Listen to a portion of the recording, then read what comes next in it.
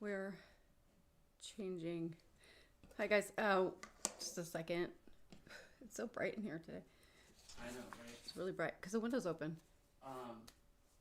That screen is specifically pretty bright, but I think you're good right now. Okay. Yeah, on my screen you look fine, but Okay. the sun is a little overexposed. Yeah.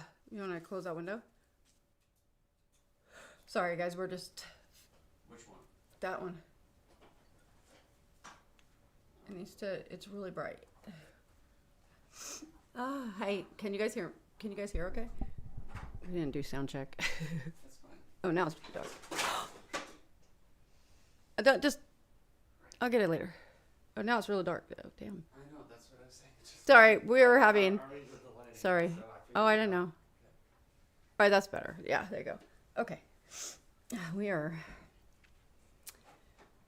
You need to have a remote control so you can start it from over here. I need a producer. Yeah.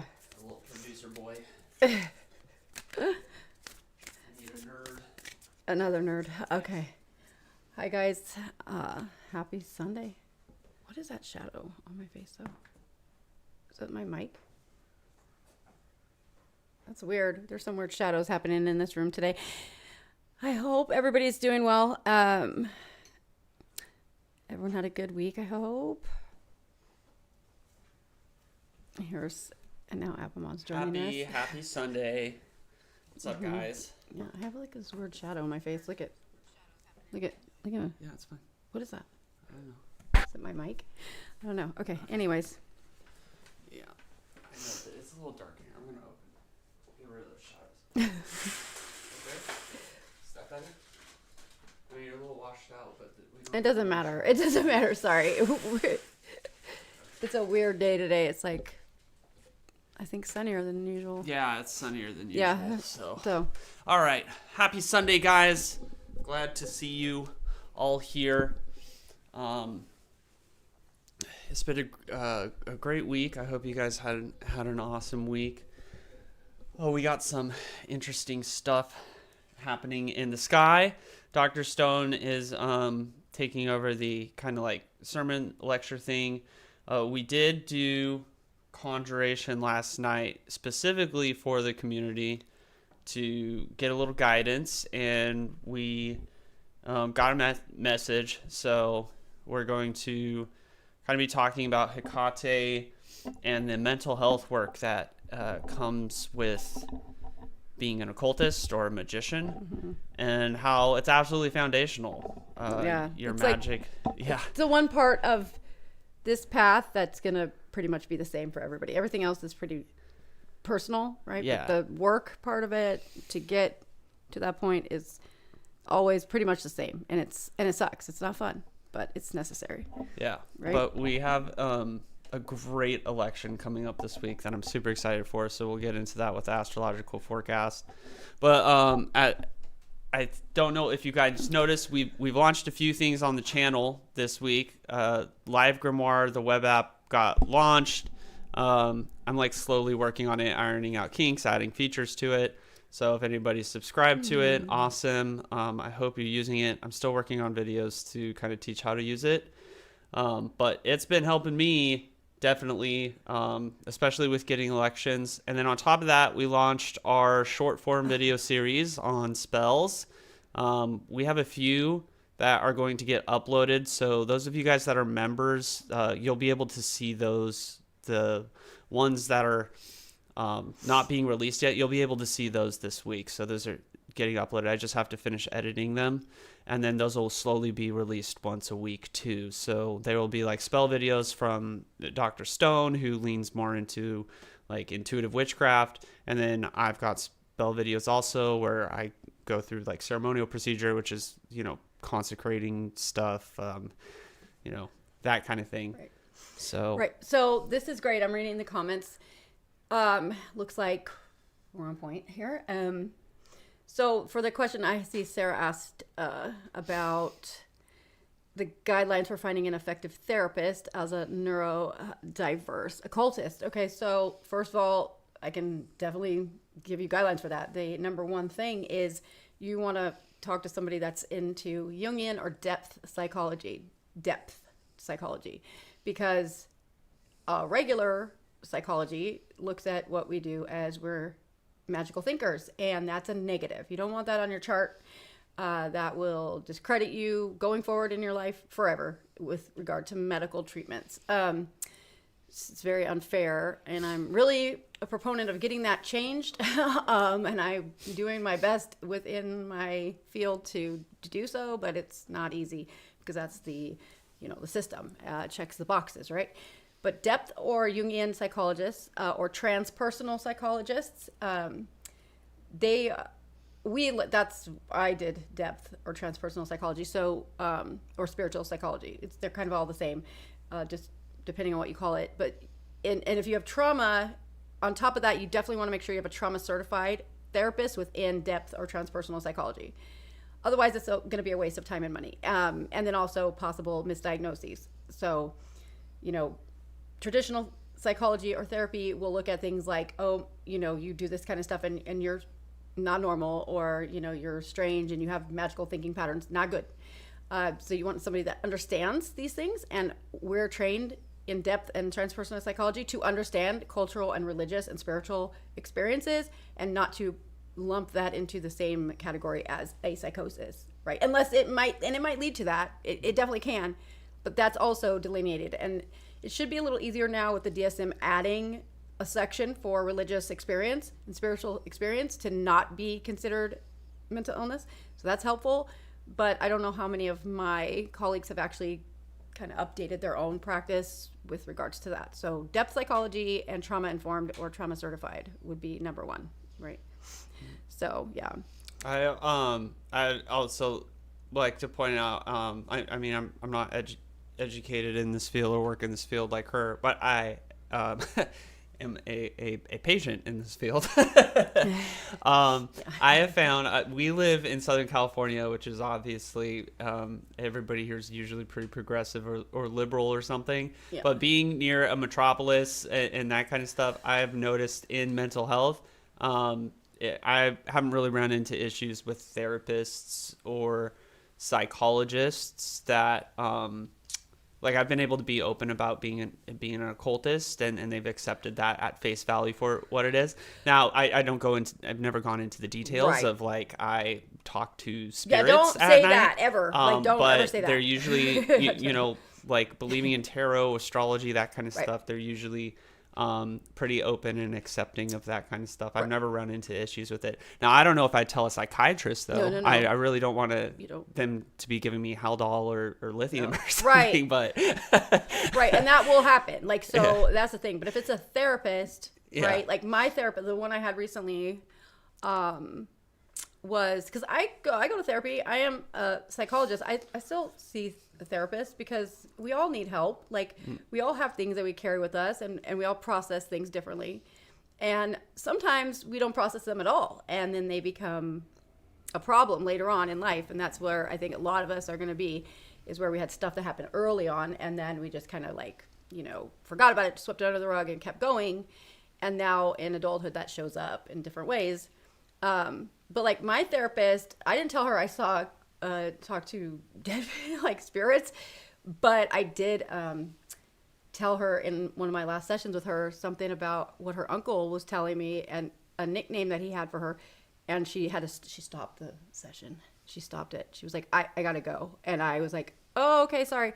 And then when she got back on the next week, she's like, okay, I don't know how you knew that, but there's no way you could have known that. So I like wasn't sure what to think about you before when you were telling me this stuff you do, but like now I'm convinced that like there's something going on here, and it's nothing to do with like a mental illness. So that was, I mean, I guess I helped in that regard with her, like to understand, but I had never told her. But don't ever say that you see things or hear things, because typically speaking, they will try to diagnose you as schizophrenic, unfortunately. So, but you can occult practice, absolutely. Tarot cards, absolutely.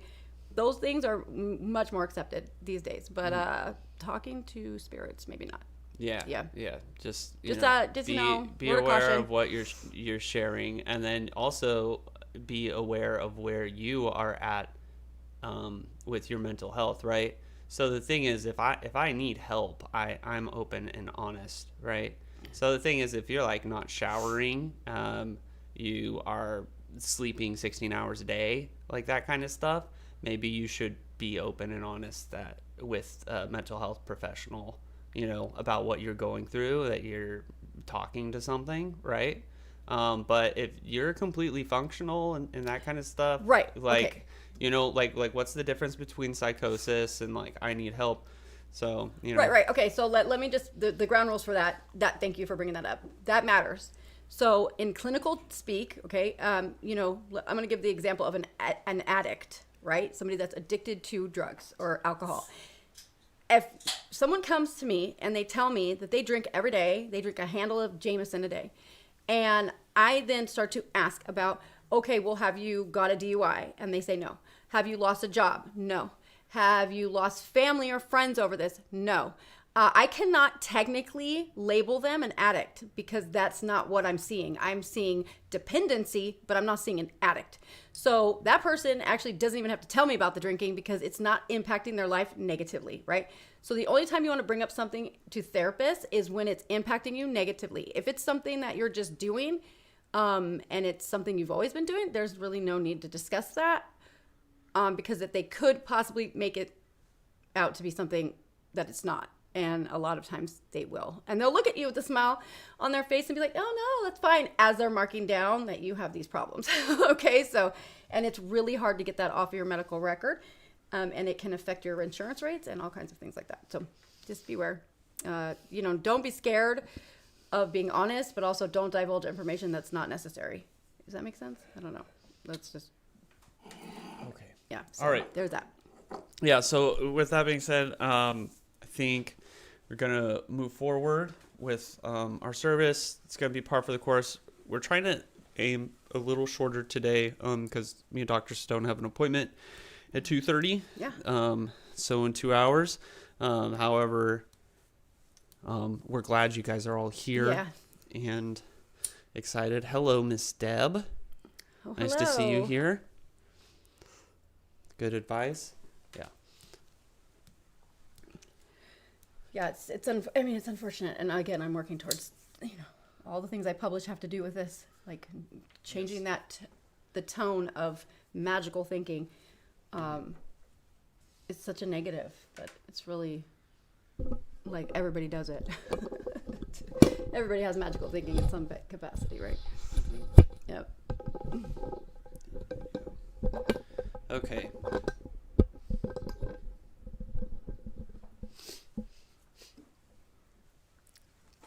So we're going to start with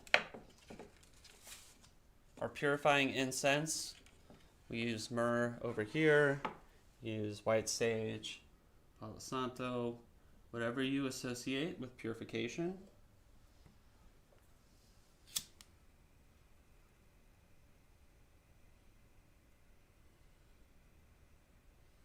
And then I informed you, I think, the last Sunday service of the utilization of the God names that I use.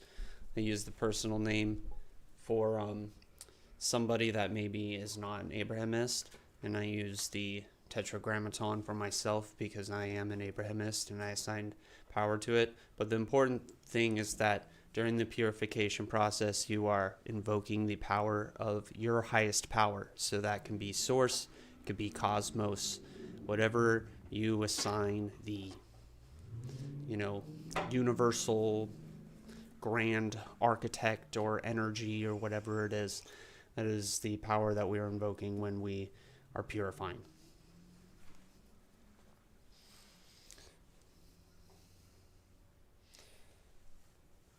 So cleanse with fire.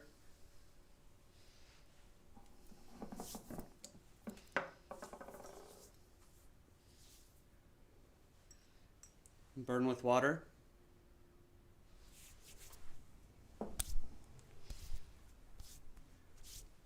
Make sure to hit all your subtle energy centers.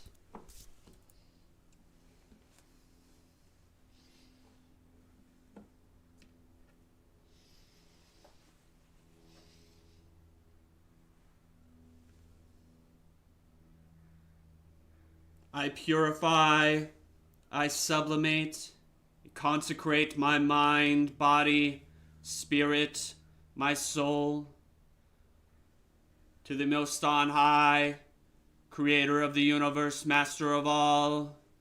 Yodel Wavil.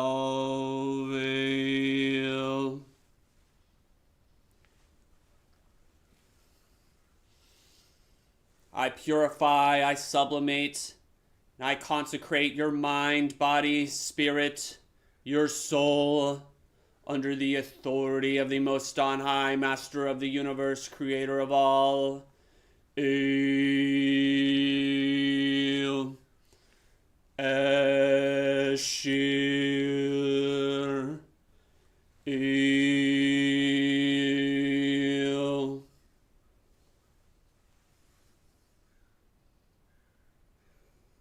Crows again.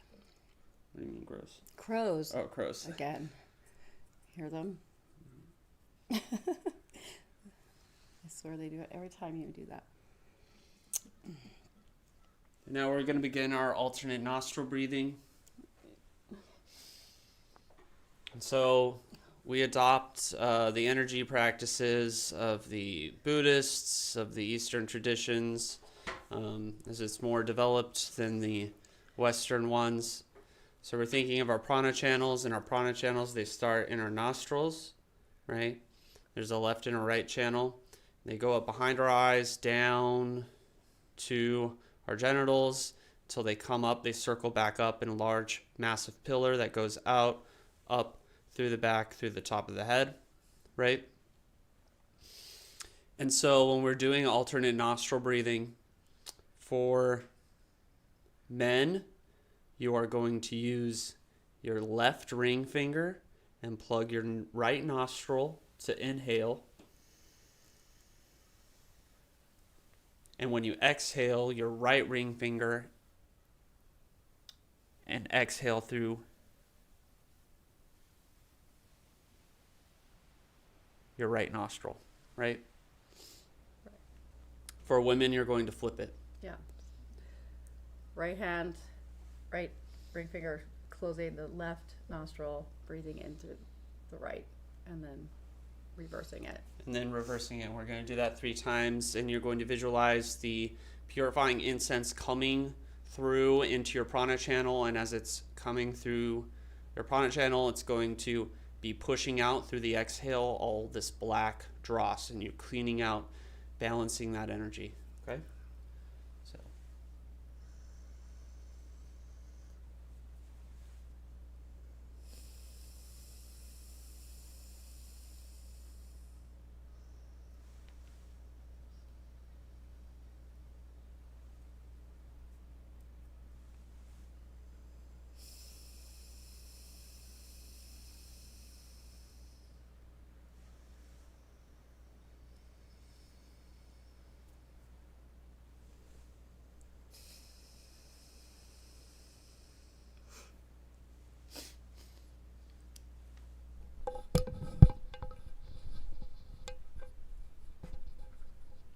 And once you've cleared that out, you're going to sit back, get in a comfortable position as we begin our identification with the sun on this beautiful Sunday. You can lean back, you can get comfortable. Gently begin to inhale through your nose. And as you're inhaling, your chest, it begins to well deeper and deeper.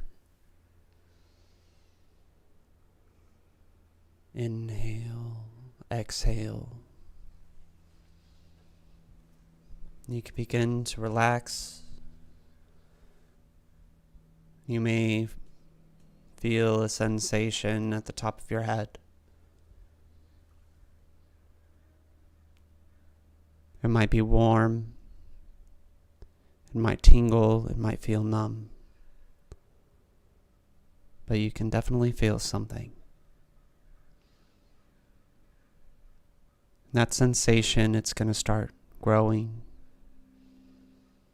as it moves from the top of your head down towards your ears and your eyes. They begin to flutter. You might notice that they're becoming extremely heavy.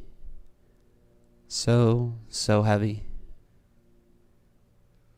You may want to close them, and that's perfectly okay.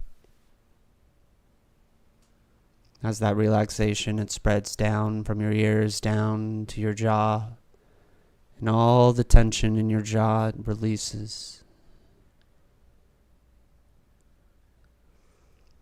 You're feeling so relaxed as your body feels heavier. That sensation, it moves down to your shoulders, down through your arms and your torso, as you fall deeper and deeper, more relaxed, breathing in and out.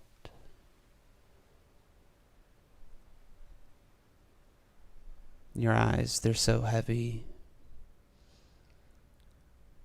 It's that sensation, it moves down to your waist, to your hips and your legs. And this relaxed sensation as it moves down through your legs towards the floor, as you fall deeper and deeper into yourself. And I'm going to begin counting down from 5. And with every count, you fall a little deeper into a state of relaxation, a state of trance. 5, deeper. 4, relax. 3, breathing deeply. 2, approaching the threshold. And 1, deep sleep. Deep sleep.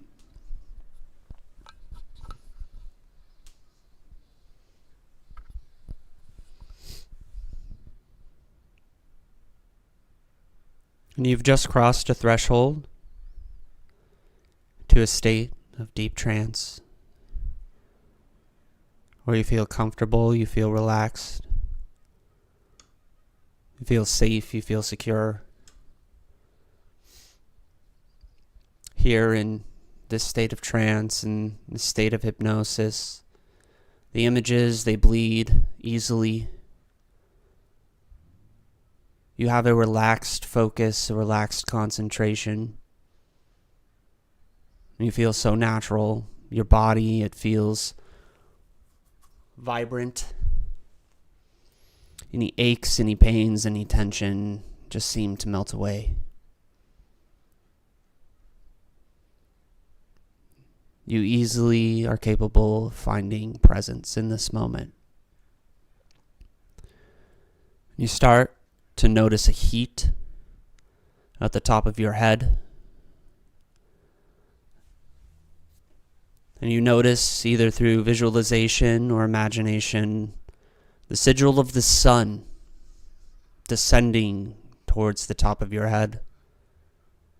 Right above it, there's a circle with a dot in the center. And this sigil is radiating a golden light.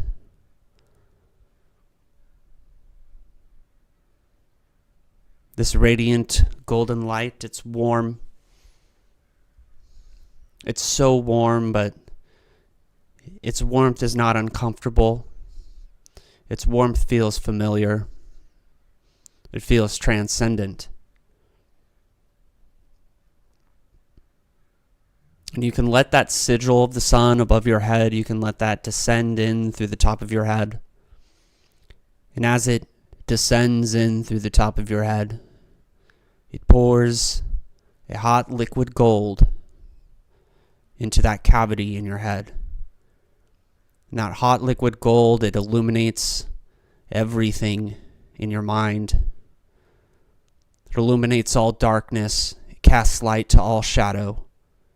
And it fills your mind, it fills your awareness, and it fills your consciousness. with a golden, radiant light.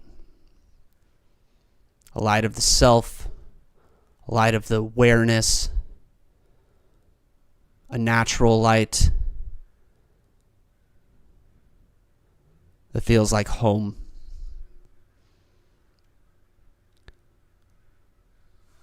And as this liquid gold, it fills your consciousness, it fills your awareness, and it fills your mind. You allow that to travel through your body, to push through your veins, through your subtle energy centers as your body, it fills with this liquid gold.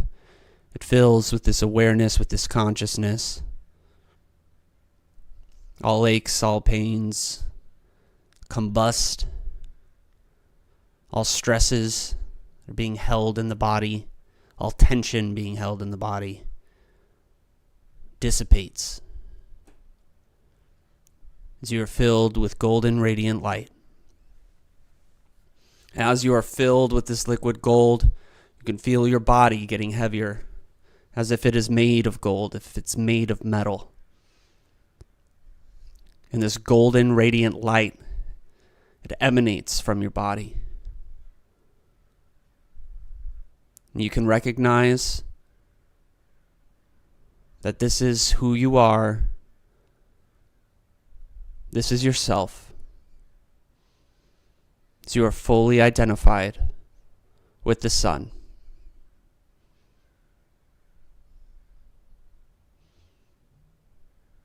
A material, living example of his power. You are him, and he is you.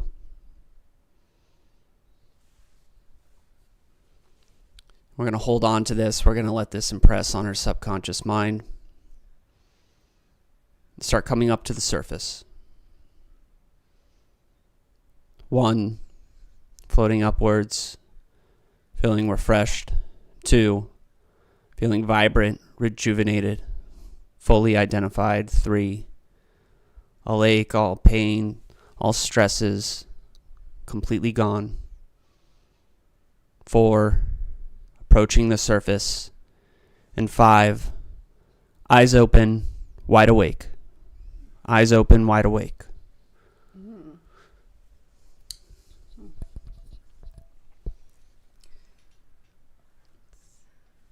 Yes, again,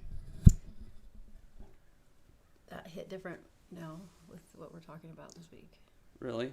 Yeah, because it's like the descent, right? You're going down to come back up. You know, that's what we have to do. All right.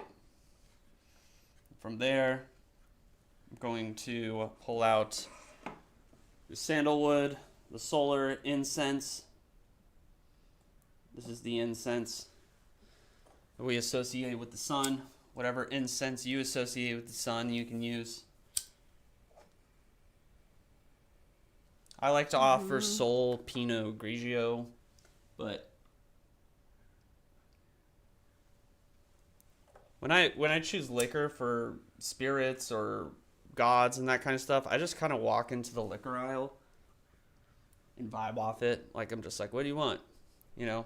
And I look crazy because I'm standing in, the middle of the grocery store, like, talking to myself. But that's how I select what I'm going to get. It's getting more and more intense each week, Melissa says. I guess it is. It's getting more and more intense. Yeah, so I don't know if that's the hypnosis or if you're coming closer to the sun. Because I know the more somebody is hypnotized, the faster they go down and the more intense, like, the body sensations are. But then also we are working with the sun every single week. So we're all getting closer to the sun, which is great for the election that's coming up this week. And for the work. And for the work that we're doing. Inner work. Yes. Yeah. So it could be either one of those things, right?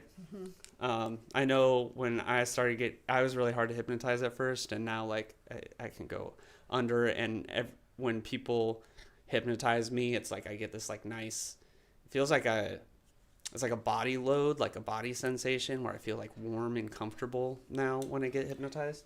Yeah, But it's yours. Mine is just like almost instant now. yeah, Whereas before I could not be hypnotized at all.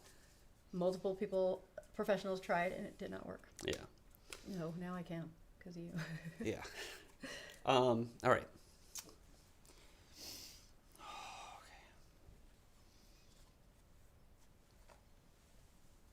I offer this to you, O soul, to you in your sphere, for you and your spirits.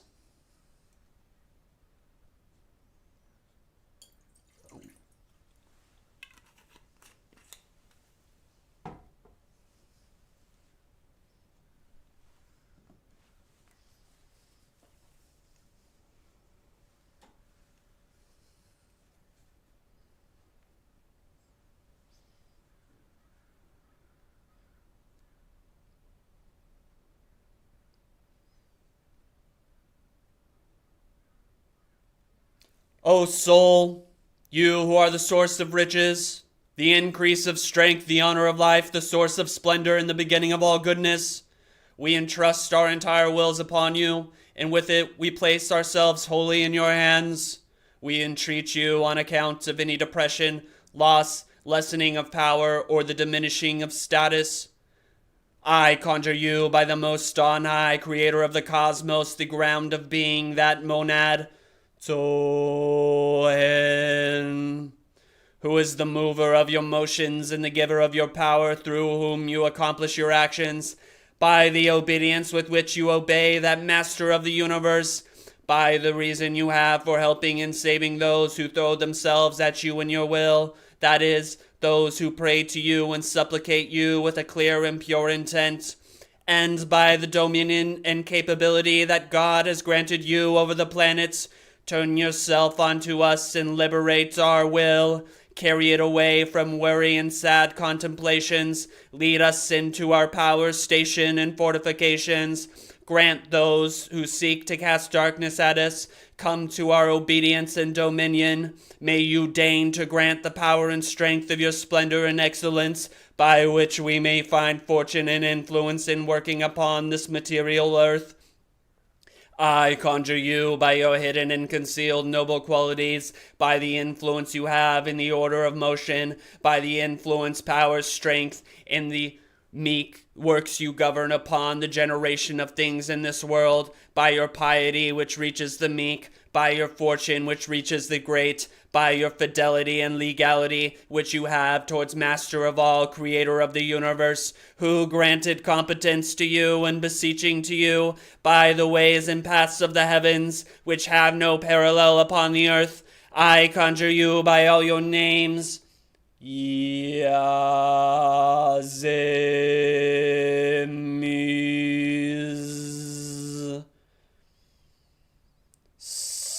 So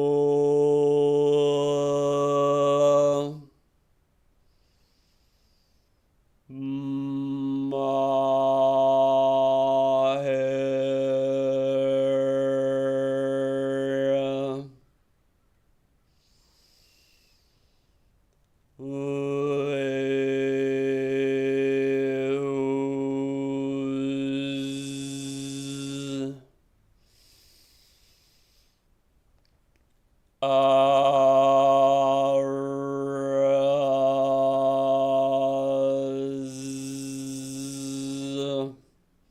You who are the light of the world, I conjure thee, heed our prayers, understand our requests, those in our hearts and those in our minds. Pay attention to our words and descend into us with great effect. All those with a pure and untarnished will towards you shall have complete identification. You, O great luminary.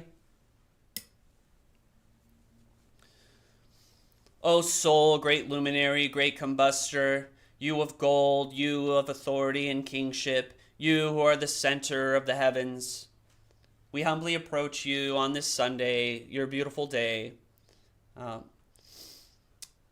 We ask you for your continued guidance. We thank you for bringing us together, for helping us on this journey, and for continuing to be with us. Please help those that are suffering, that are here. Please help guide us into our authority, into our kingship, and into our kingdom. Help us to become as you, to become you, living material examples of your powers here on earth? Mote it be. So it is.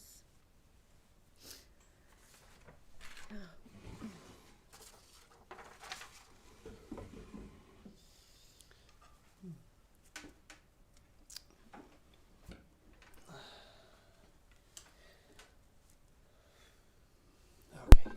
Yeah. Yeah, did you want to go ahead now? Okay. Okay, so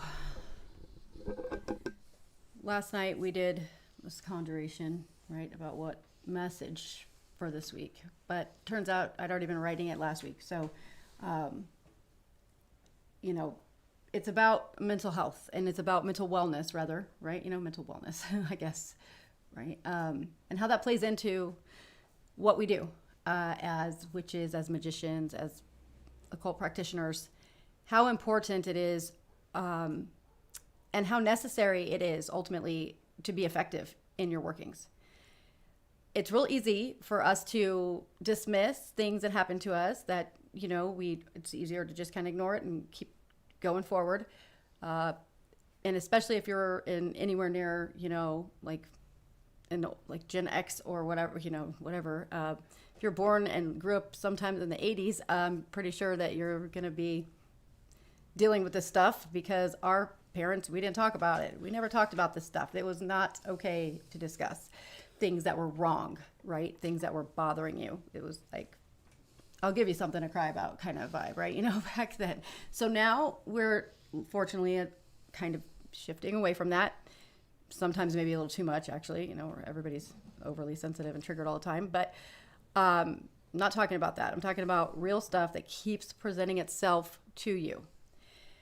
And I know that Abammon and I both have experienced this, and we had to do a lot of work before we met each other. We both were doing this work, and it's real easy, for us to just kind of dismiss it and say it's not necessary. It's, that happened in the past. It's not affecting me now.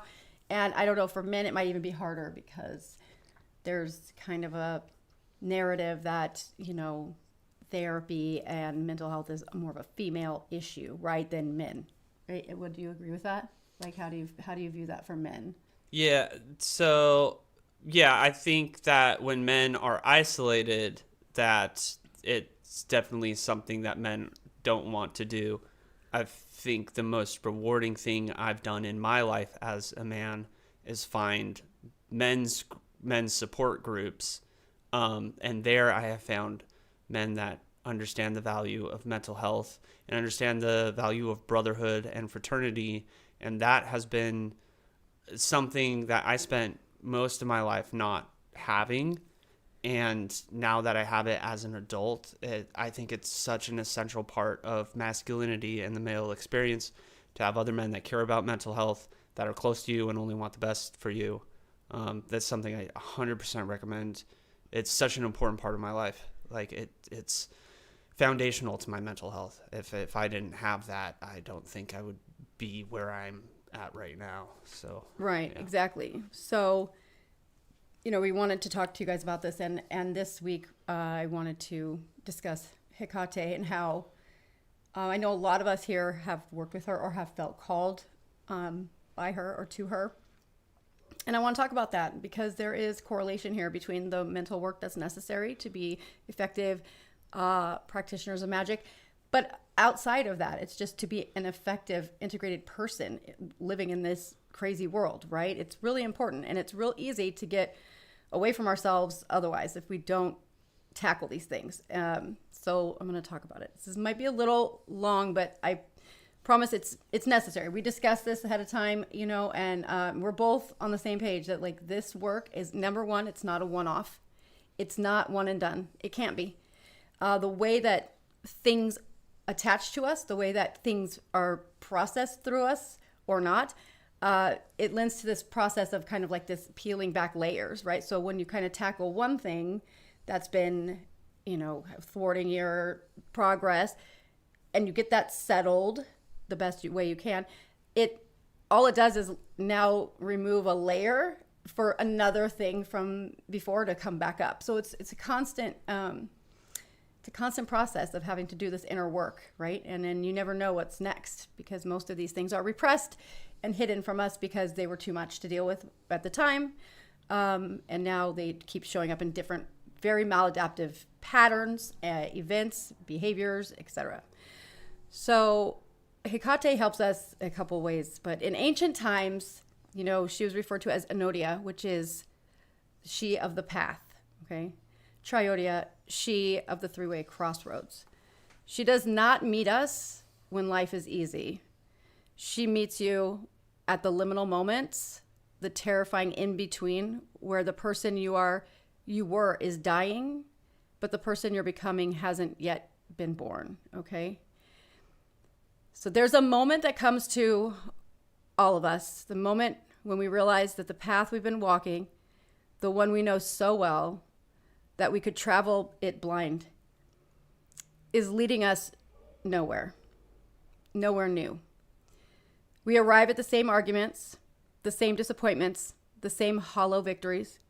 The scenery changes, perhaps, you know, different city, new faces, but the story is going to be the same. In the words of Stevie Nicks, it's hauntingly familiar, right? This is the moment when Hekate appears, torch in hand, standing at the crossroads. She sees in three directions simultaneously. She sees the past, the path behind you, worn smooth by your repeated footsteps. She sees the present, you standing frozen at the intersection, afraid to move. And she sees the future, the dark path branching before you, each one uncertain, each one demanding something that you're not sure you can give. She is the goddess of liminality, of thresholds, of the in-between spaces where transformation occurs. And she does not offer comfort in the way that you might hope. She offers a torchlight, just enough light to see the next few steps ahead, and the reminder that we must choose to continue. So why do we walk the same path over and over and over, even when it hurts us? Because the known, even when it's painful, feels safer than the unknown. We have learned the rhythms of our suffering. We know how to survive it. We've built our entire identity around navigating these particular obstacles, fighting these particular battles, and carrying these particular wounds. This is the insidious nature of the cycle. It doesn't feel like a cycle when you're in it. It just feels like it's your life. It feels like this is just how things are. This is just how I am. This is just how people are. And this is just my bad luck. But Hekate, keeper of the keys to all things hidden, knows better. She knows that what we call fate is often just unexamined patterns. What we call bad luck is often just unhealed trauma seeking familiar ground. What we call just how I am is often just who we've been too afraid to stop being. Here is the sacred and terrible truth that Hekate guards. You cannot take a new path while dragging all the old baggage behind you. The crossroads demands something of you. It demands that you turn and face what you've been running from. Hekate is accompanied by dogs and serpents, creatures that in ancient symbolism represent the shadow self, the parts of us we've disowned, denied, or buried. The parts that howl in the night, the parts that shed and regenerate. She brings them with her to the crossroads because the inner work required to break the cycle is precisely the work of integration. So what patterns are you repeating?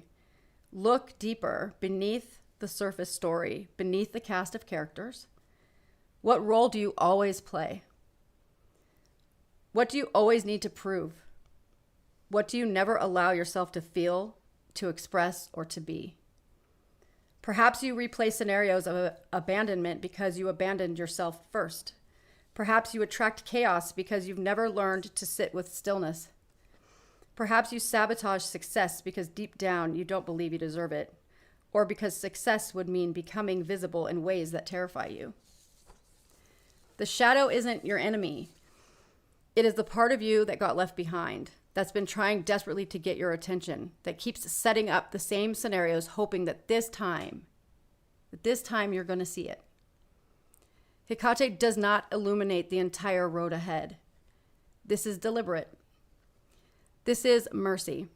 If you could see everything the new path required of you, all the uncertainty, all the loss of identity, all the moments you'd have to sit with your own discomfort instead of reaching for the familiar numbing patterns, you might never take that first step. So she gives you just enough light to see where to place your foot next, and then next, and then next. The new path is uncomfortable precisely because it is new. Your nervous system doesn't recognize it. Your ego screams that you're doing it wrong, that you should go back to what you know.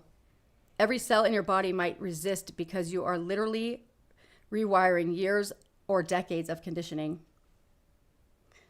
This is where most of us falter. This is where most people turn back, because the new path feels wrong before it feels right.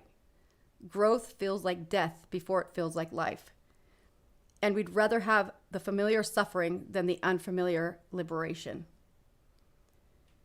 As you know, Hekate is the goddess of witchcraft, which at its core is about personal agency. It's about the radical realization that you have far more power than you've been willing to claim. That you are not just a victim of your patterns, but you are also the perpetrator. That you have been choosing this path, consciously or not, and that you can choose differently. This is both devastating and freeing. Devastating because you can no longer blame fate, other people, or circumstances. Freeing because if you've been choosing this misery, then you can choose something else.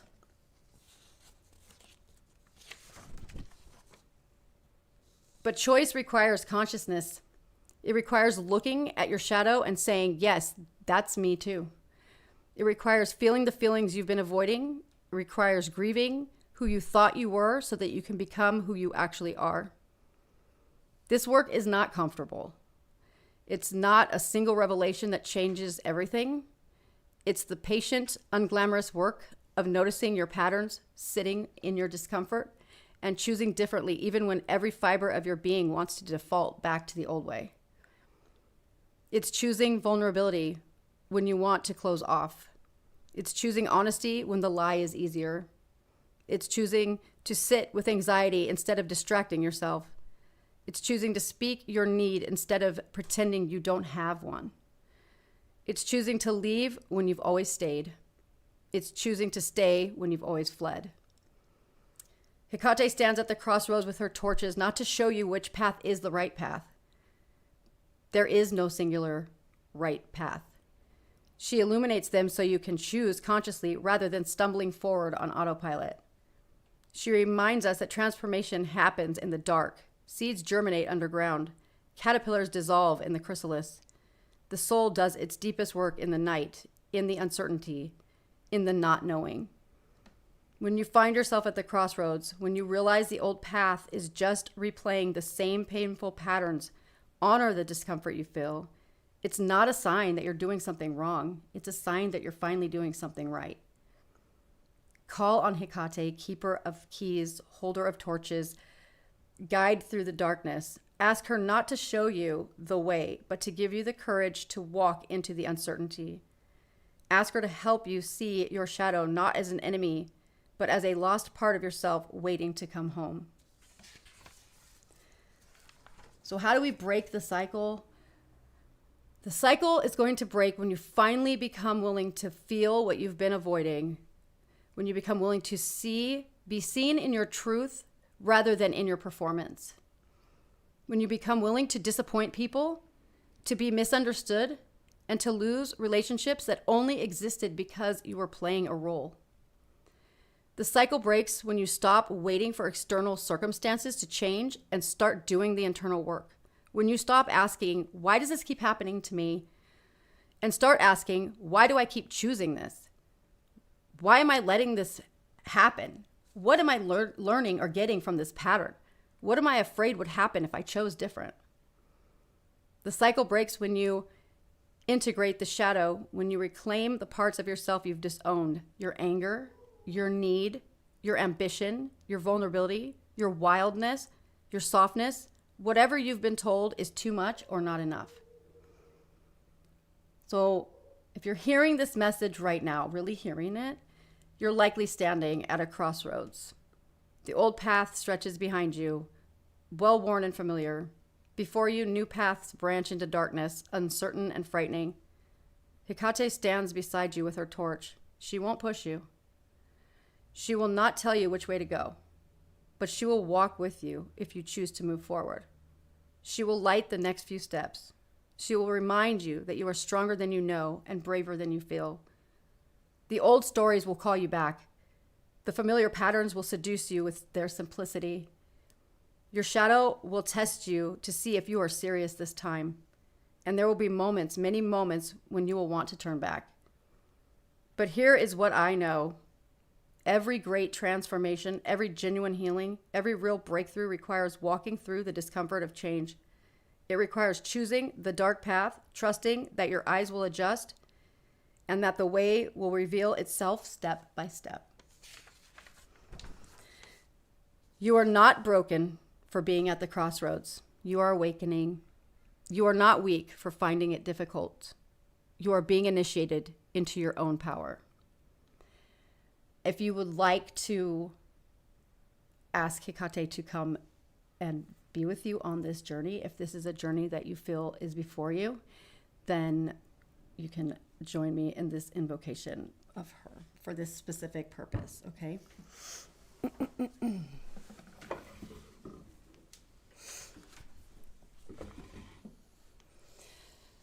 Hekate, keeper of the crossroads, help us see what we've been unwilling to see. Help us feel what we've been afraid to feel. Help us choose what we've been too scared to choose. Light our way through the darkness of transformation. Give us courage to integrate our shadows. Give us strength to break our cycles. Give us wisdom to forge new paths. We stand at the threshold. We are ready for change. May we have the courage to walk into our becoming. Blessed be the crossroads. Blessed be the dark path. Blessed be those brave enough to walk it. So it is. Mote it be.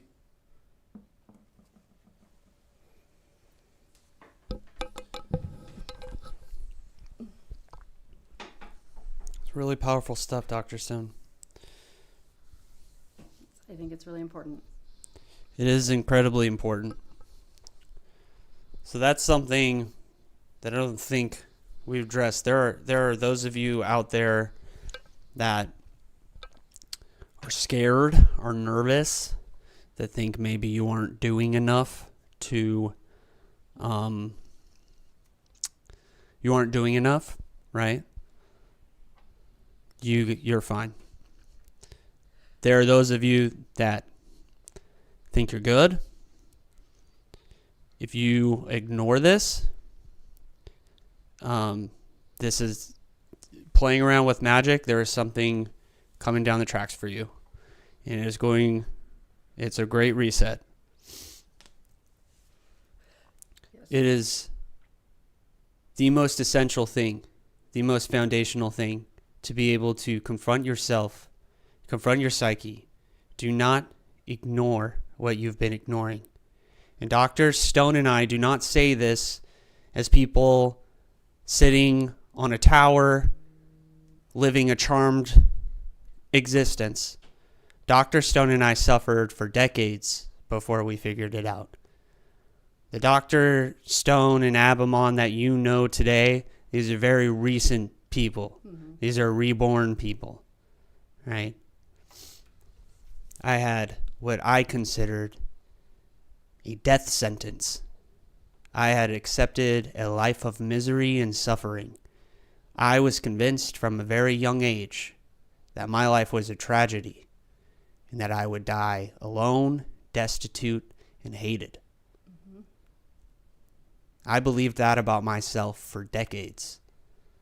And I practiced magic during this time, but for what? Because I was miserable. I hated myself and I hated the world, right?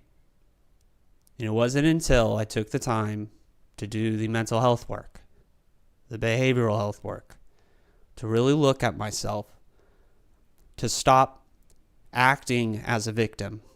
Mental health awareness is not enough. Mental health awareness is a cop-out, mm-hmm. right?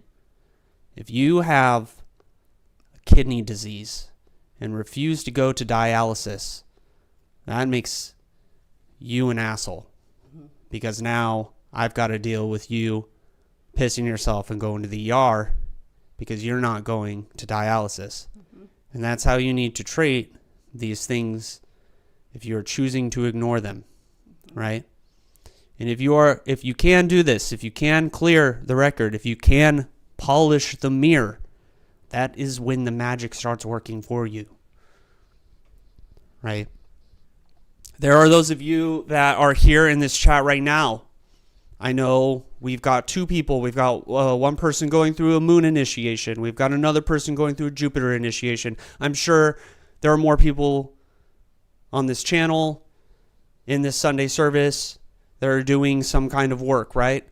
These people are laying themselves before the fates and saying, break me, right?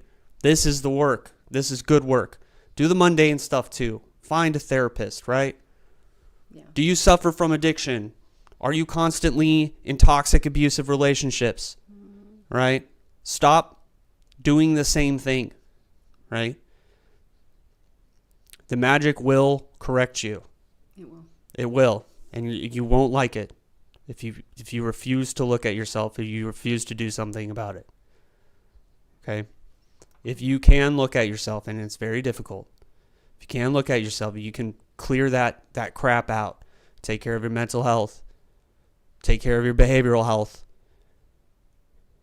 Surrender yourself to the process. You will find happiness. Your magic will work. And it will work in massive ways. I'm not talking about a couple $100 here and there. I'm talking about life-changing. Me and Dr. Stone, this was the message that came down the tracks, okay? I'm not trying to scare anybody, but this has to be talked about right now. For those of you that are doing the work, keep at it. Take a look back at yourself. A year from now, take a look back and look at the transformation. For those of you that are doing the work, because this is the most important part of magic, of being a magician, of being an occultist. This is a religion about personal responsibility, about transformation. There's no room for victims here. Mm-hmm. All of us have been victimized. Everybody's been hurt by somebody. Some people hurt worse than others. But our tradition is about personal responsibility, taking responsibility for our minds, our bodies, our souls, right? And then having a little fun along the way. But right? Also, it's a bigger picture too, because when we're not well, the people around us are dealing with that. Like, you may think it's a personal thing. Like, I can be miserable. It's my life. I can let myself. Who cares? I don't want to be happy. Bah humbug, right? But how many people care about you, even if you think they don't? Let's be realistic, right? It's impacting others around you, whether you see it or not. Especially if you have children. There's literally no luxury of saying that you're not impacting other people if you're a parent and you are dealing with some kind of unresolved psychological trauma. It's not possible. Your kids pick up on that. They're part of you. Like, they're literally made from you. They know it. They inherited it from you. So you got to do this work, and it sucks. It's not fun. But Abammon's right. We were just talking last night about this, like 5 years ago. If someone had came to me and told me where I'd be right now, I would have told them they were smoking crack and can I have some? Because that seems like it's some really good shit, because you're out of your mind. There's no way I'm going to end up where I'm at in a healthy, happy marriage, doing what I'm doing. Like, no way, because I was a victim of my life circumstance. And I believe that fully. Because my experience kept reiterating that to me, right? It's one of those cycles where if you don't have the courage to start to try to break it, that you're just going to continue to see confirmation of you being a victim, literally. And it's not easy, and some of you will be pissed off to hear when I said you're the perpetrator of it, because that pissed me off when I was told that. But I had to think about it. Like, wait, yeah, I am allowing this in my life. Like, I'm allowing people to treat me this way. I'm allowing myself to fail at my, almost success. And because I was scared I didn't deserve it. Self-love and self-care are the hardest things to actually achieve, I think, to really love yourself in the way that you deserve. because no one's going to do it for you. Only you can do it, right? And how do you expect others to treat you the way you want to be treated if you're not treating yourself the way you should be treated? Does that make sense? So hopefully this message is getting to those of you that needed to hear it, because I was told last night when we did our conjuration that there are some of you that really are dealing with this right now. So yeah, that's where we're coming from. Yeah. And we care about you guys, and we want everyone to be well. It is a warning for those of you that think that you don't need to do the work. Mm-hmm. Something's coming down the tracks for you. Or like that, hey, that which doesn't kill me makes me stronger. The cosmos is laughing right now. That's what I saw. Those of you that are doing the work on yourselves, that is you're doing, have faith, keep plugging forward, and enjoy the process, trust the process. You're not going to enjoy it. Yeah. Nice try, but you'll be so, it's not as long and tedious as it seems, honestly. No, it's not. It actually happens pretty fast. A year goes by and then you're like, where am I? Yes. Well, with that being said, on a happy note, we've got a great fantastic election this week. I'm super excited for this election, but we'll get into that. So if you're doing the work, then the election is going to work great for you. If you're not doing the work, let's see what happens. There will be a correction. All right. So we're going to start off with today what we see happening. This crazy conjunction, dude. These guys are working together, and I am feeling this. I have been feeling this for weeks now, since maybe Christmas. This conjunction right here, I feel like teenage Abammon for sure.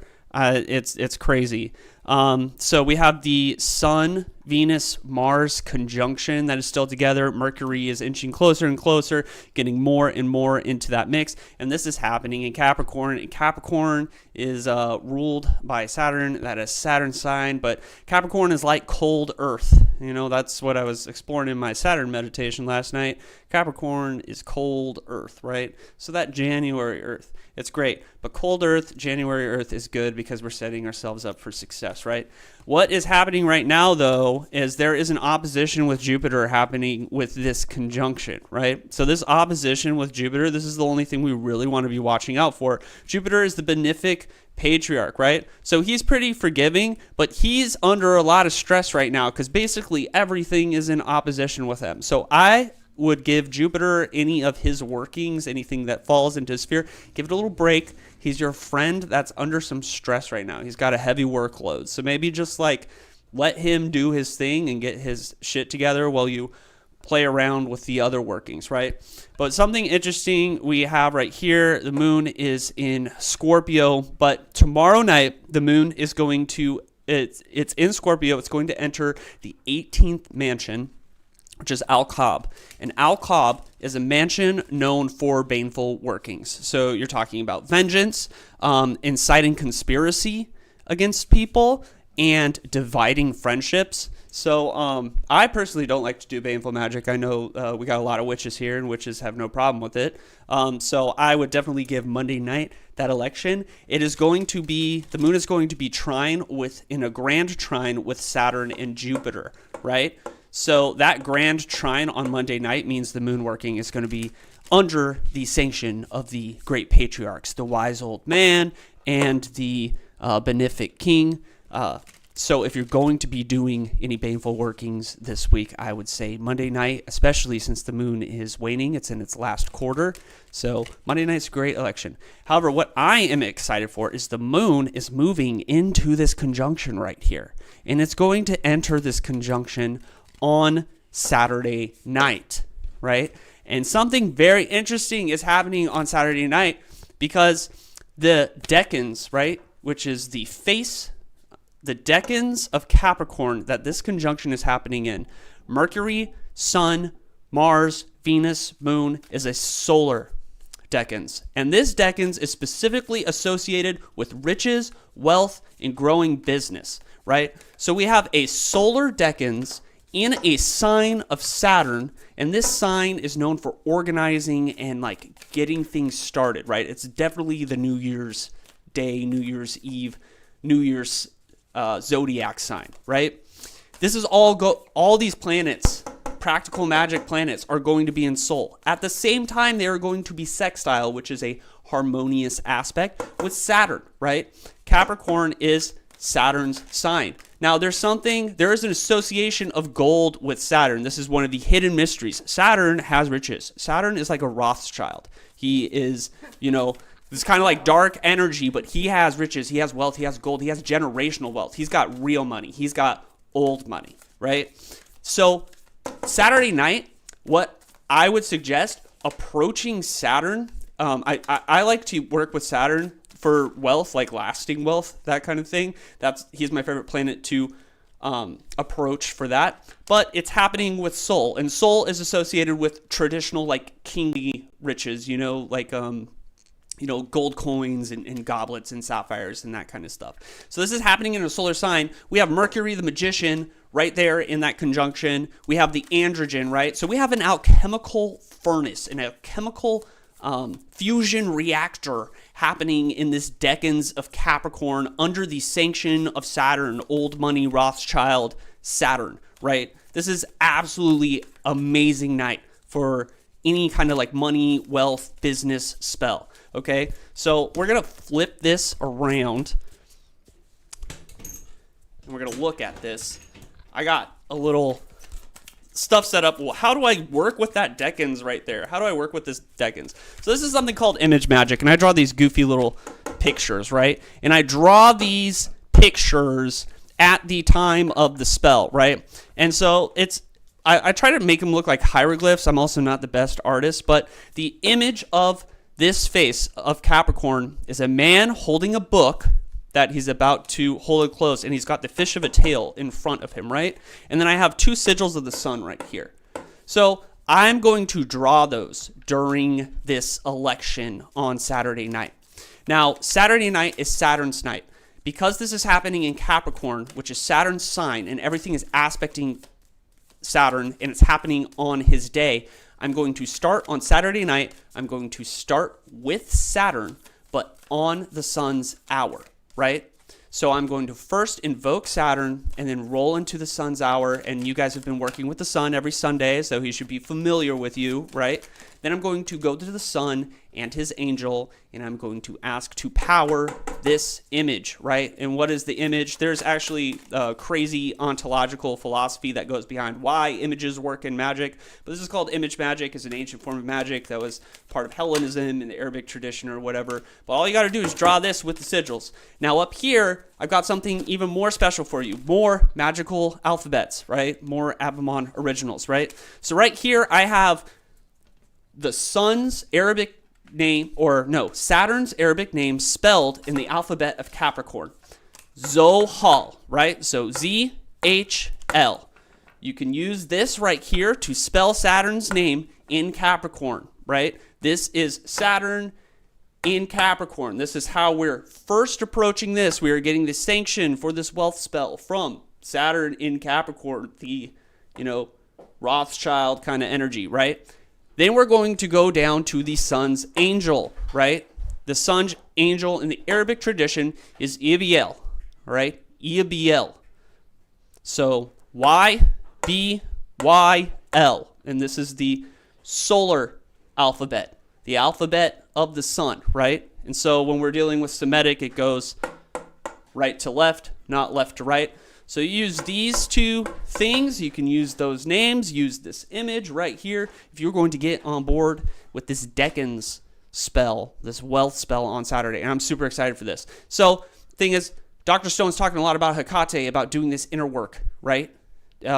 This is what we're talking about. This is the gold right here. This is the treasure, right? But this is like material wealth kind of treasure. Get on board with this. If you are doing the work, you should be able to find the gold in the darkness, right? Saturn's gold, his treasure. And that's one of the things, like you could see, I'm wearing my Saturn robe today, but I got the gold, right? There's an intricate link between Saturn and the sun, Saturn and gold, Saturn and the black sun, right? That's one of my favorite associations with Saturn. It's one of his greatest mysteries, is his link to gold, right? As Dr. Stone brought it up earlier, I just know it's kind of like coal makes diamonds, that kind of thing, you know? So going through this journey where we are working on ourselves, we're willingly entering the darkness, trusting the process. I like what she said about Hekate. She only illuminates the next step. That's something that I like to say all the time. The next indicated step. What is the next indicated step? Trust the process. Don't worry about what's in the future. Just take the next indicated step. If you are doing this, if you are walking in the darkness, once we hit Saturday, let's do this well spell. Let's get that money, you know, let's set ourselves up, that kind of thing. It's a great election. Anyways. Yeah, for new business too. Like I know, like what Heather's thinking about doing her practice. Starting her practice up right over there up by Shasta, right? And so that'd be a good time. Very good day for that, right? For someone trying to do their new business, right, Abammon? Yes. Yes. Yeah. What is? First Saturday, like a new business off the ground. Oh, new business. Yes. So, hold on. Let me open up the reading really quick. Okay. Yeah. I've got it bookmarked. Okay. So just for those that would like the reading, the third face of Capricorn ascends a man holding a book for himself to open and close. Before him he has the tail of a fish. This is the face for riches, the accumulation of money, and for gathering and growing businesses inclined toward a positive end. This is its form.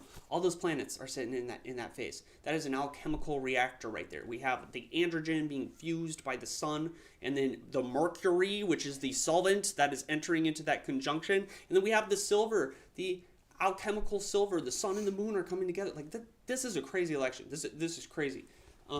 It's amazing. But like I said, it's going to be in opposition with Jupiter, and it's going to be in opposition with Jupiter. So let's be a little careful about like not wording anything that goes into his realm, because he's going to be a little stressed out. But then it's under the sanction of Saturn. Saturn is in a positive aspect with this crazy conjunction that's going on. He's like, hey, you know, like, let's go. Let's do this. Mm-hmm. So.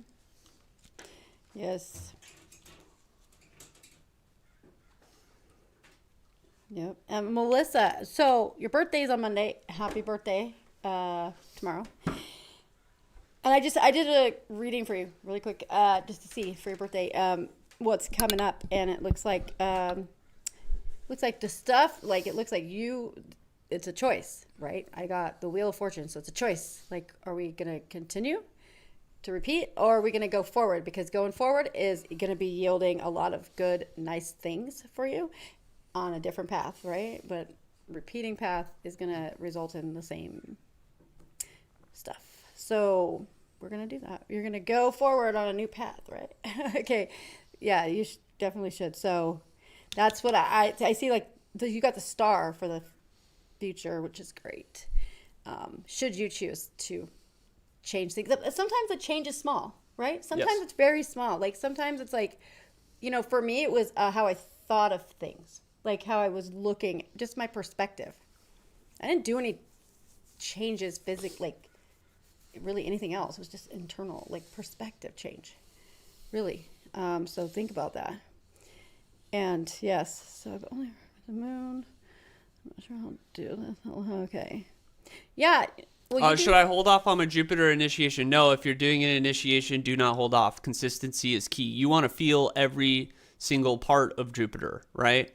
So the point of the initiation is an identification with Jupiter. So when you're going through the initiation, you are trying to get through hands-on experience what that planet is, right? And you're going to come up with your own ideas and your own vibes and your own associations and that kind of stuff. So if Jupiter's stressed out, you want to feel what's the stress of Jupiter, you know, like that kind of stuff. Initiations are very special kind of times and periods of the life. You don't want to, like the electional astrology is for practical magic if you're trying to get something done. An initiation is an interior working that grows your power as a magician. And so that you want to be consistent, right? Right. Yeah. Melissa, I also see like that you need to ditch the the people or scenarios that are like plot, like, I don't know, the friction you have in your life, whether that's internal, I'm not sure if it's you gaslighting yourself or internally struggling with yourself or like negative talking yourself. Then, by the way, guys, our words have power, right? Even if we don't say them out loud, even if they're internal, I think they even have more power when we're talking to ourselves in certain ways. Make sure you don't talk to yourself negatively. Like,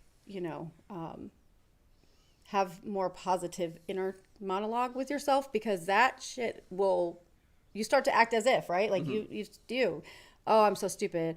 Oh, that was so dumb. Like, whatever. I do this all the time, and I always have to correct myself. Right? I did it the other day. I was like, I don't see. Never mind. I was like, never mind. I take it back. I take it back, because it's hard. Like, sometimes we are used to just kind of self-deprecating, but that actually impacts our ability to do magic. When we think we're stupid and bad at things, like, how are we going to be good at magic? Yeah, so that's right? Something I always forget to say when we're talking about self-reflection and self-analysis. When you're doing the inner work and you're really confronting yourself and your negative aspects, a part of integration is like, yes, you are accepting the, I'm going to talk personally about me. Okay. And if you resonate, you identify with it, I hope you do.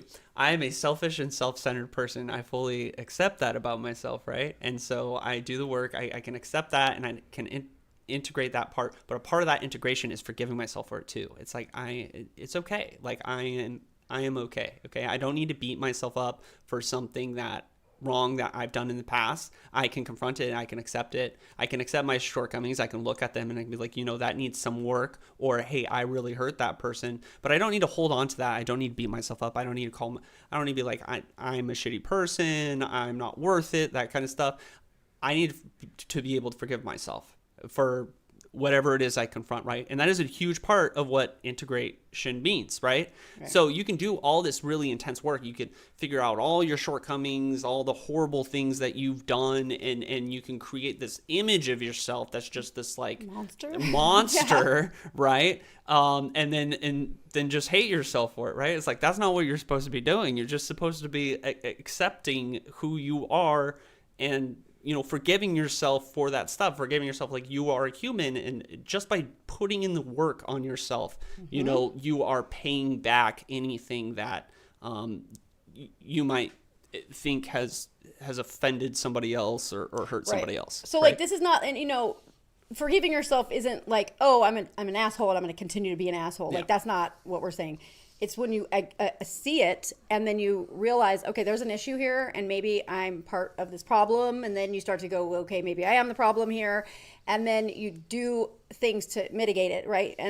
But it's hard to always be mitigating, right? Sometimes we fall back into those behaviors or whatever, and like, not to just keep yourself stuck there when it happens. Like, to say, okay, or like the things in the past, you can't change it. So there's no point in dwelling on it. It's about like, what can I do in the future to change the narrative, right? And the most important narrative is your own, like, honestly, because, other people can say whatever they want about you, but at the end of the day, if someone calls me, like, says bad things about me, I don't care. I don't care, because I know who I am, right? But a couple years ago, man, like, and being online in this like public forum, we get comments like all the time from crazy people, like, that say shit. And like, I got called a dork today, and I was like, and I was like, yep. You got called dork? Oh, yeah, my God. Some guy called me a dork. He's like, somebody was like, this guy's such a dork, and I'm like, God. Yeah, I am. Where's he at? Let me kick his ass. Okay, but like, seriously. So, yeah, okay, I can say so much right now, but I won't. See, I got all mad. See, one of my faults is that I'm highly critical of people. Like, I'm mean. I'm kind of mean person. I'm not gonna lie. I do my best to not be so mean. But I don't come from a mean place. It's like, I just have no filter, basically. And that's not an excuse, though. Like, that doesn't work in real life. Like, having no filter is not an excuse to hurt people's feelings or to make people feel like shit. So I have to really be careful, especially as a teacher. I have to make sure that I'm not hurting students' feelings, things like that. And it's hard. It's hard work. But, we do the things to try to make change. And as long as we're doing those things, we can give ourselves some grace and like have some forgiveness for ourselves. It's important. You can't expect the world to treat you like you're an awesome person if you don't believe you're an awesome person, right? I mean, how is that congruent? It doesn't work. We also don't want you to become these pompous assholes either, but like, you know, just to be comfortable in who you are and what you can do, and to not care about the narrative out externally, because the only time you get offended, prove me wrong, the only time you get offended is when someone says something that you know subconsciously is true. That you haven't confronted, right? That you haven't confronted. Exactly. That you haven't confronted. So it's like, Yep. you know, when there's this saying that I really like. It's when I find something disturbing, it's because there's something in me that I can't accept about myself. Right. Right. And I always try to approach that. Like when I get upset at you know, my wife or my daughter, right? When I get frustrated with them, my automatic reaction is like, okay, why? Like, this is a me problem. They're not doing anything wrong, right? And you got to like train yourself to do that. And it's like, why am I frustrated? Why am I upset with this? You know, because I'm having to confront something about myself here in this moment that I can't accept about myself. And that's why I'm frustrated. That's why I'm upset, you know? Right. And some of the times, I think more often than not, honestly, the thing that's bothering you, like someone says, like, if someone said to me, like, I'm a bad mom, right?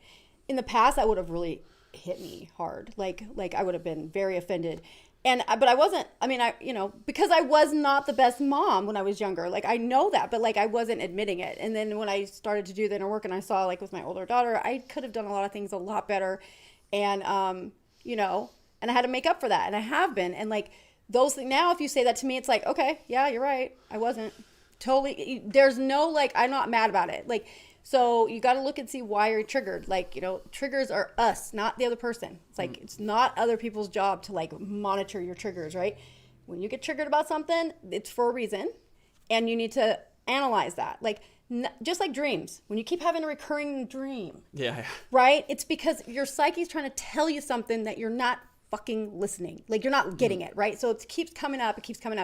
It's like, until it slaps you in the face. And sometimes that's what happened with me. Like, it took me literally dying, like quite literally, like losing my life to change, because I'm so damn stubborn. Right. And now I'm not as stubborn because I'm like, well, I don't want that to happen again. You know, so there's things that just like, look out why, where is it coming from? And the narrative half the time isn't even going to be from you. Like, your idea about yourself, most likely, if it's negative, it's probably rooted in some shit someone told you a long time ago that you've adapted as your own story, and it's not even up from you. Like, you just believe it because someone told it to you. And in those cases, you need to take a step back and go, okay, who said this to me? Where did this narrative start?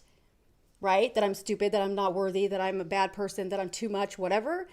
Who told me that? And then you got to look at that person. Like, okay, is that person a happy person? Is that person a good person? How's their life? Like, you know, and if the answer is anything but they're amazing and they're like a saint, you know, then then their story means shit. And now you've got to eliminate that from your narrative, right? Like, super important to know the genesis of your own inner story, right? Because sometimes it's not even your own.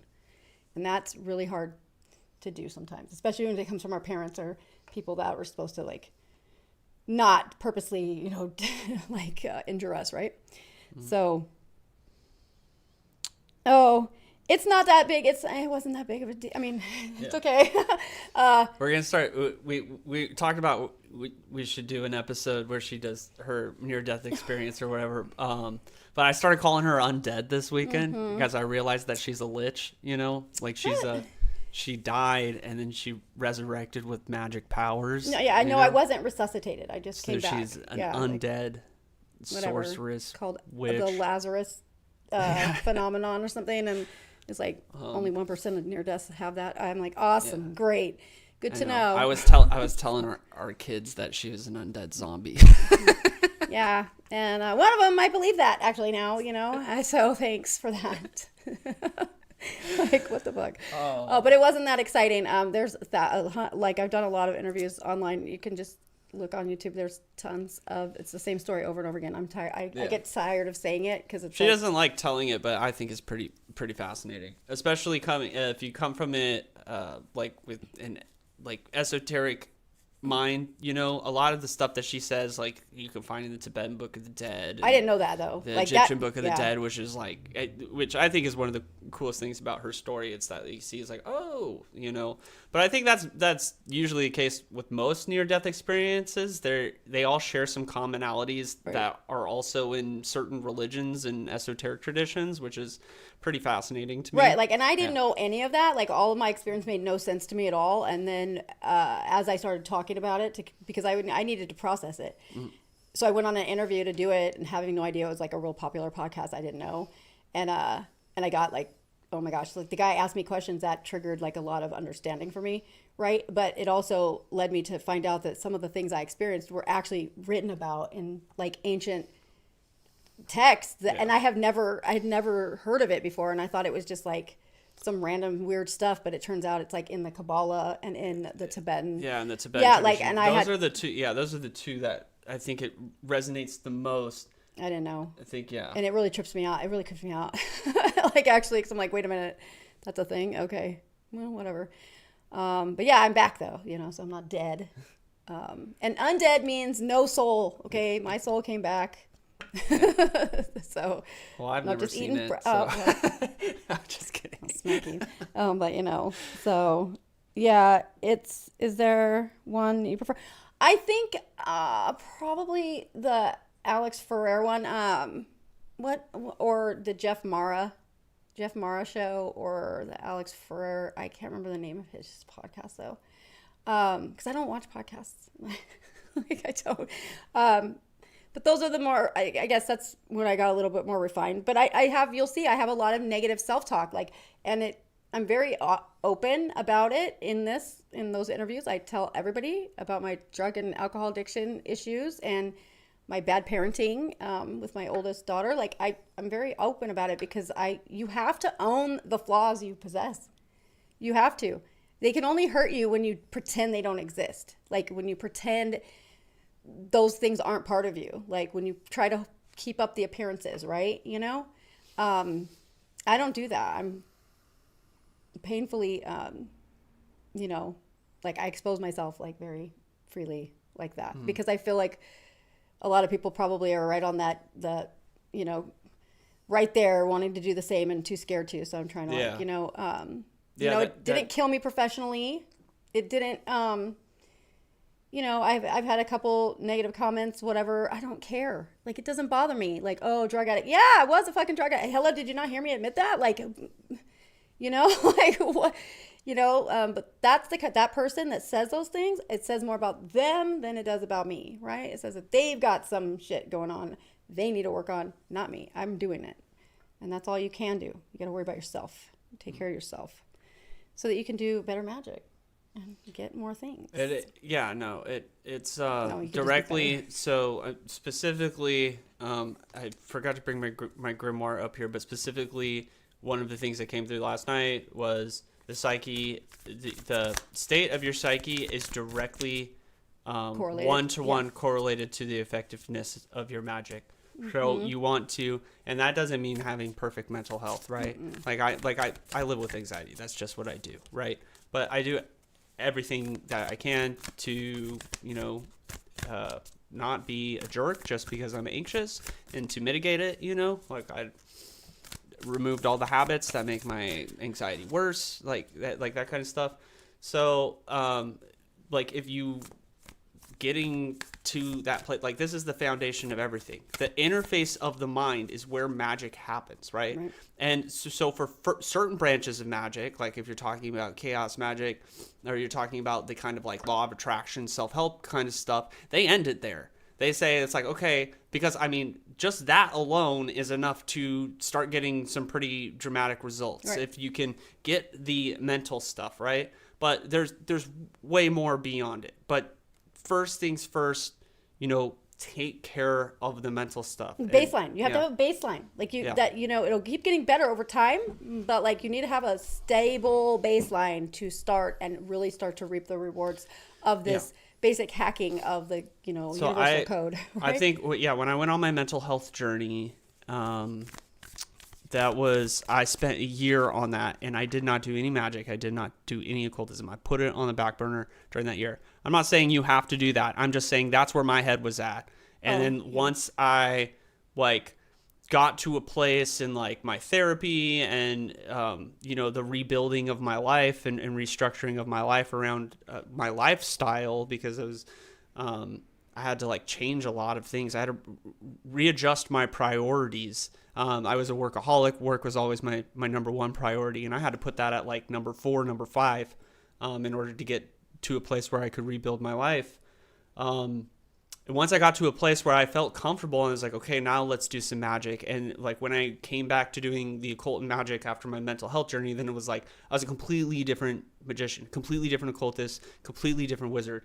I was somebody that was like capable of doing life-changing magic instead of conjuring a few $100s or a date or whatever the hell it was, so that's something you really, really need to be paying attention to. For those of you out there, it's important. Dang it. Yeah, no alcohol or caffeine for me. I think caffeine's the only thing I still have. Yeah, you still get. Yeah. The caffeine is the only thing I still have. Everything else is gone. No habits. Well, the problem is that the things that we're given to mitigate our anxiety and stress end up causing anxiety and stress. Like, benzos end up causing anxiety and stress over time. Like you take a medication and the side effects from those medications are the thing that you're trying to not have. And it's I think it's really that's one of the things too. We can't encourage people not to take I'm not saying medication. However, I personally do not take medication either. anymore. I'm totally happy, totally fine. Yeah. Also, I've never been happier. Like, this is the happiest I've been in my entire life. And also, I'd say that, like, for women, I can only speak to women because that's what I am. But, like, anxiety tends to kind of peter out as you approach middle age. Like, it's very high and terrible in your, youth and, like, early 20s, 30s. But, like, around 40, it starts to really die down and starts to become a lot more manageable because you start to see what's actually the problem. Like, I guess... Maybe you do. Maybe Hopefully, not. Yeah. Yeah. But once you have an idea, it's like, just like dreams. Like if you have a nightmare and you recurring nightmare over and over, as soon as you realize what it's trying to tell you, guess what? You don't have it anymore. It stops because you got the message. It's kind of the same with anxiety and panic. It's like, as soon as you understand why it's happening, because it's usually there's no reason, right? But there is something. And it's, it's going to be different for everybody, but it's usually something, around the idea of being unprepared for something, being caught off guard. Like, so you're always having to be hyper vigilant. But once you like start to kind of like release, say, okay, fine. So what's the worst case scenario? Honestly, play it out. Right. And intrusive thoughts, same thing. Like when they come, don't shove them away, actually talk them out, talk them through. Like don't ignore them because they're just going to keep coming back and they're going to be worse every time, So, and use past evidence that, again, everyone here has survived 100% of their worst days, right? Yeah. That was like the most therapist thing I've ever heard you sorry, say. it's true. And so what makes you think that the next one isn't the same, right? There's no evidence for that. Yep. Oh, it hits me nowhere as perimenopause. That part sucks. So do HRT, man. Like that's been great for. There are some people that have truly happy lives. I find these people are really rare though, and usually come from Scandinavia. Yeah. They do seem to be pretty happy up there. I'm going to tell you, KSIM, the past few years of my life, ever since I did my mental health journey, I found happiness. Yep. I was miserable my entire life since I was a child. And I'm happy for the first time in my life. Yeah. It can be done, right? Yeah. And yes. I had to completely overhaul my lifestyle, right? And it's like I wasn't, it's not a money thing. The money came after I got happy. Yeah. It's like as soon as I learned how to love life and accept myself and accept where I was at, then all of a sudden life got easier, So. Yeah. HRT game changer. No, it is. It is and by the way, I'm just say this real quick. And I'm sorry, guys. I know you guys don't care about this, but for the women, the studies that they talk about where it causes cancer and all that stuff, that is based on old data that had to do with equine hormonal treatment. So horses, okay, they were given women that were post-menopause, way older, those drugs, and then those women were developing these cancers. That is not what HRT is now. That is outdated old stuff that has been used constantly to tell us that it's dangerous and all this stuff.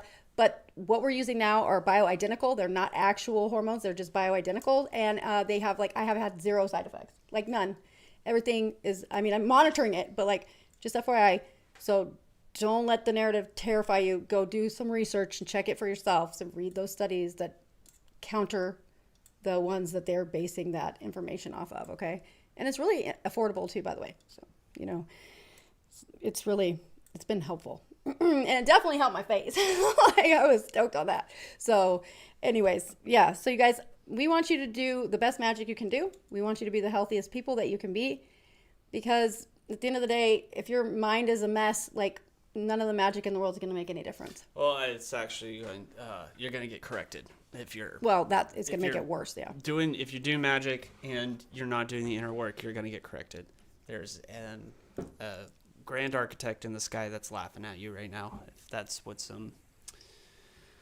Okay, Sam, you're right. You're right. It doesn't mean being cured. It's not about being cured. It's about doing the work, putting in the effort. That's it. Just put in the effort, do the self-work, and you're going to be fine. Trust the process. Have faith. Yeah. All right. Heather, it's like $80. Just FYI. With Winona. FYI. But yeah, and KSM, you're right. He does have crazy stuff. I know somebody else that went on that show, and it is an absolute, it's hilarious. But, and it kind of made me go, oh. But the other show might be a little bit more. Yeah, he does have some crazy. I'm thinking about some of the guests he's had on. They're pretty crazy. Yeah. But yeah. So I'm happy and allow it. Allow it. It's one day, but for the past 25 years, it used to come and go like the wind. I'm glad to hear that, waking spirit. Happiness is, this is going to sound like a bullshit platitude, but happiness is a choice. I learned that. It took a long time for me to learn that. It's really hard. That's happiness is 100% a choice. And there's always negative shit. That's why I'm always preaching these stupid Christian virtues like, hey, get in service and practice gratitude and that kind of stuff. Yeah. I'm probably the only occultist that you're going to find that says that. And it's because I found happiness. I'm not one of those guys with the black painted fingernails that, you know, summon in a demon girlfriend because I'm so lonely, right? No, I'm a happy occultist. Like, what? Yeah, my wife's undead, dude. I'm living my best life.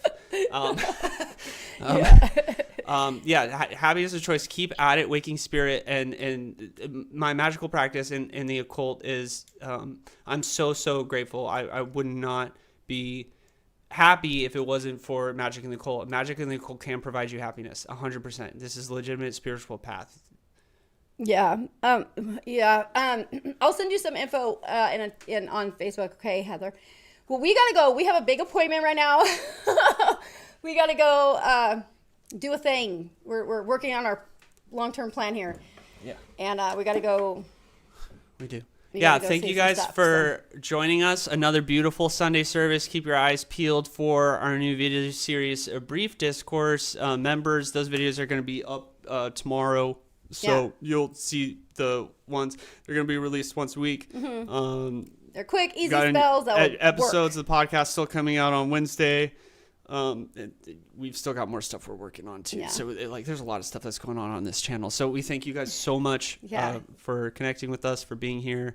We love talking to you guys. Hopefully we didn't scare anybody with the message, and I hope your magic goes well this week. Absolutely. Right. Thank you guys. Okay. Bye guys. See you next